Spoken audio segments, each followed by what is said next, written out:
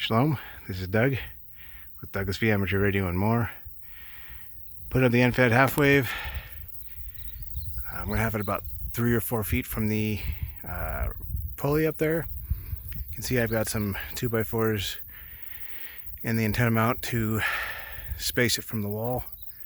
Needed 3 so that I could get it to 7.5 inches away from the wall for the eave. And then it goes into the box, which is held up real well.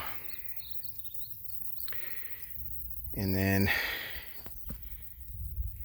it's going up all the way over there. You're gonna have it about 72 to 75 feet. Just really depends on how it goes. Here's the other end with the dog bone isolator.